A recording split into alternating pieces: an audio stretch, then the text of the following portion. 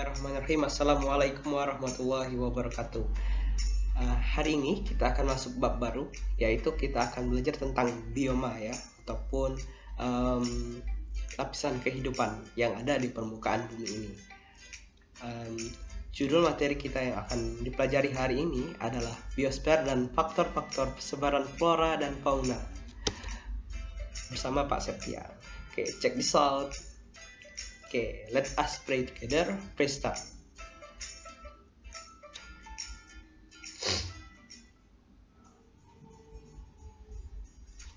Amin. Oke, langsung saja kita ke pembelajaran yang pertama, slide pertama. Oke, baik ya. Jadi ketika kita mendengarkan ataupun keluar rumah, kita sering melihat di mana-mana apa itu tumbuhan, sayur-sayuran. Ketika kita keluar kita lihat pohon, kemudian ibu-ibu kita ketika pagi-pagi keluar belanja sayur. Nah, itu hal-hal yang sangat berhubungan dan sering kita sebut dengan tumbuhan ya. Kemudian hewan-hewan di sekitar kita kayak kucing, ya, kayak kucing, kura-kura, monyet, ikan, kemudian kupu-kupu, mereka sering kali berada di sekitar kita. Kemudian sering kita sebut dengan hewan ya, sering kita sebut dengan hewan. Kemudian manusia-manusia ataupun masyarakat yang ada di lingkungan sekitar kita, contohnya ibu, bapak, kemudian tetangga-tetangga kita dengan berbagai kegiatan sosial yang ia lakukan setiap hari. Nah, itu disebut dengan satu garis keutuhan besar, yaitu organisme atau makhluk hidup yang disebut dengan biosfer. Oke, ngerti ya? Kita slide selanjutnya. Jadi hewan, tumbuhan, dan manusia itu disebut dengan makhluk hidup, atau sering kata geografinya ataupun kata ilmiahnya itu biosfer. Oke, biosfer. Kalau kita bicara biosfer, kita belajar dua suku kata ya. Bios artinya hidup, kemudian sfer itu lapisan ya. Oke. Kemudian lapisan kehidupan ini banyak, kayak di gurun, banyak juga yang tinggal di sana kayak Oscar, kemudian hewan-hewan gurun ataupun kaktus yang tinggal di daerah gurun. Kemudian kutub seperti beruang kutub, penguin, dan juga tumbuhan-tumbuhan lumut yang tinggal di sana. Kemudian laut kayak lumba-lumba, kemudian ikan-ikan air asin ya. Kemudian tanah, litosfer, di kedalaman tertentu mereka ada kehidupannya ya. Jadi di kedalaman tertentu dengan suhu udara tertentu juga mereka bisa hidup di situ ya. Kemudian di udara, di lapisan udara tertentu, di ketinggian tertentu juga ada kehidupan di sana, seperti burung yang bisa terbang hingga ketinggian tertentu. Itu disebut dengan garis satu kesatuan yang utuh, disebut dengan bagian dari bumi di mana organisme dapat melangsungkan kehidupannya. Jadi di gurun, kutub, laut, tanah, udara, itu merupakan tempat di mana organisme seperti kita, baik hewan, tumbuhan, manusia itu melangsungkan kehidupan. Kecuali manusia ya, manusia itu hanya bisa hidup di daratan ya, tidak bisa hidup di laut ya. Dia bukan putri duyung. Oke, langsung saja. Jadi biosfer ini lapisan yang paling tinggi ya, satu kesatuan yang utuh. Jadi turunannya di sini ada bioma, kemudian ada ekosistem, kemudian ada komunitas, kemudian ada populasi. Kemudian yang paling terakhir itu disebut dengan individu ya. Nah, oke, langsung saja. Individu di sini kita kenal dengan organisme tunggal, seperti ada 500 ada seekor bebek ya. Nah, jadi dia bebek saja yang tinggal di satu kandang. Oke, jadi kalau populasi itu lebih meningkat lagi, tapi kumpulan individu dengan yang sejenis. Contohnya 500 bebek itu berada di kawasan kaki gunung Merapi misalnya. Kemudian komunitas itu komunitas kumpulan berbagai populasi. Misalnya di kaki gunung tadi di luas sekitar 500 hektar itu terdapat 500 ayam, kemudian 500 bebek, dan juga 500 ekor kambing. Jadi mereka kumpulan berbagai populasi ya, komunitas itu. Kemudian kita lanjutkan ekosistem. Nah, ekosistem ini dia lebih sedikit kompleks ya, di mana kumpulan komunitas terdiri atas produsen seperti tumbuhan-tumbuhan hijau, kayak rumput, kemudian konsumen. Konsumen ini bisa seperti kambing yang makan rumput, kemudian decomposer yaitu pengurai ya. Ketika hewan tersebut sudah mati, decomposer ini berperan sebagai pengurainya. Kemudian yang paling atas itu disebut dengan bioma. Jadi bioma di sini perannya ekosistem yang memiliki iklim yang sama. Jadi kayak satu kesatuan utuh, kumpulan ekosistem yang memiliki ekosistem yang sama. Contohnya di gurun pasir itu ada pasir dengan suhu iklim yang panas, kemudian ada kaktus yang beradaptasi tinggal di sana, kemudian ada beberapa hewan kayak ular derik yang bisa tinggal di sana ya. Dan juga kalau di kutub itu ada beberapa hewan-hewan yang bisa tinggal di sana seperti burung kutub, es, dan tumbuh-tumbuhannya itu bisa juga lumut sejenis lumut. Kalau di tropis itu banyak, salah satu contohnya itu seperti harimau, kemudian beruang, dan juga tumbuh-tumbuhan tropis seperti hutan, kemudian tumbuhan-tumbuhan yang tidak akan pernah ditemui di gurun ataupun di kutub ya, seperti itu.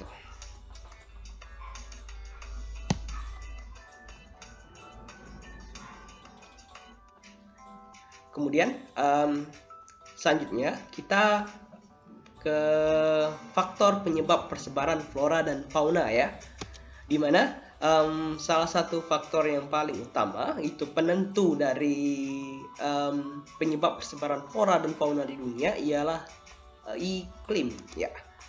Oke, jadi iklim di sini perannya itu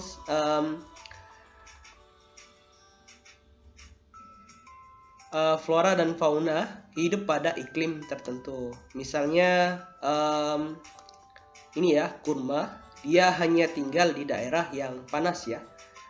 Jadi dia kalau kita sering itu di daerah Timur Tengah ya, di daerah Timur Tengah Asia.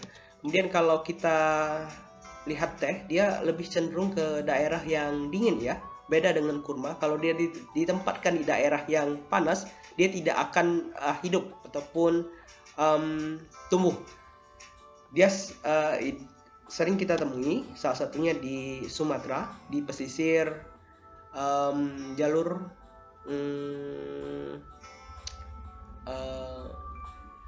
Bukit Barisan Sumatera.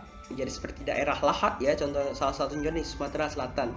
Jadi selain faktor penentu flora fauna itu hidup, dia juga sebagai pendukung ataupun rintangan dari flora fauna tersebut dapat hidup. Jadi kalau si kurma ini kita tempatkan ataupun kita tanam di daerah kutub misalnya, dia tidak bakal hidup, ataupun di daerah gurun ya, ataupun di daerah yang daerahnya pegunungan, jadi dia nggak bakal hidup. Kemudian selanjutnya setelah iklim, adanya kondisi fisik muka bumi. Nah, jadi selain iklim ya yang terkait dengan udara, kemudian sebagai pendukung dan penghambat juga kondisi fisik muka bumi ini. Salah satunya contoh pegunungan tinggi, laut membentang, gurun luas. Misalnya si zebra ya, zebra ini hanya ada di daerah Afrika. Dia tidak bisa menyeberang ke Amerika karena ada laut yang membentang tadi. Ataupun dia nyebrang ke Australia, nggak bisa. Jadi dia hanya tinggal di Afrika.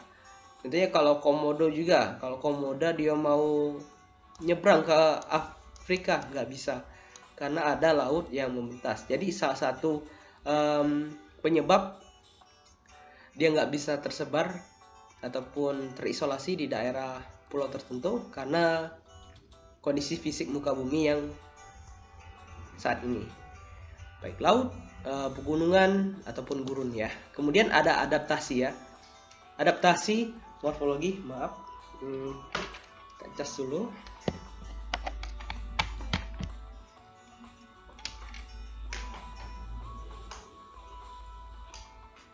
Oke, kemudian ada adaptasi morfologi ya, bentuk tubuh. Salah satunya adalah elang ya. Kok kenapa bisa elang? Ya, kalau kita ambil contoh si elang, dia mempunyai cakar ya, cakar yang tajam untuk mencengkram mangsanya. Jadi dia ini tipe hewan karnivora dengan adaptasinya sebagai predator. Dia kondisinya menyesuaikan dengan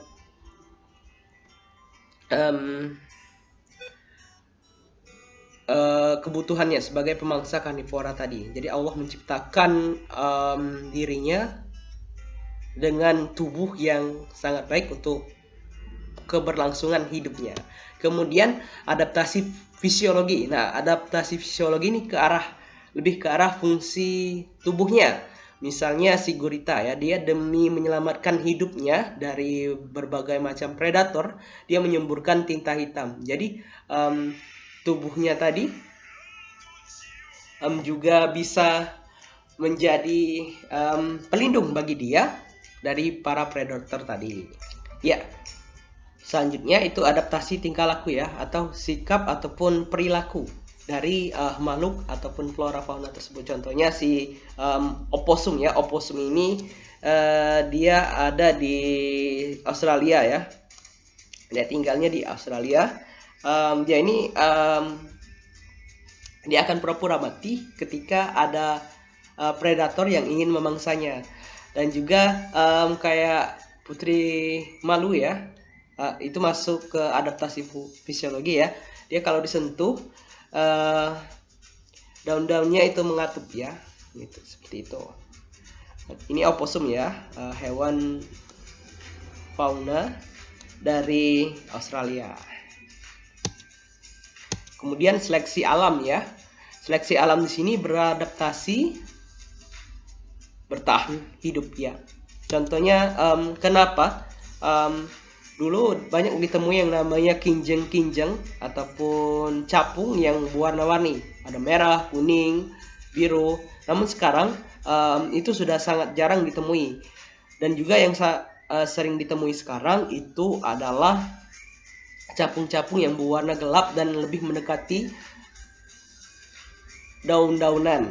Kenapa? Karena yang merah, biru, kuning, yang warna-warna cerah itu lebih rentan terhadap lebih cepat ketahuannya dimangsa oleh si pemangsa tadi, oleh capung ya. Jadi kemampuan adaptasi ataupun seleksi alam ini sangat dibutuhkan, sangat menjadi faktor dari flora fauna tersebut bisa berada di muka bumi ini. Kemudian makanannya ya, yang jelas kalau tidak ada makanan, flora dan fauna itu bisa mati ya, hidup karena makanannya tersedia di suatu daerah.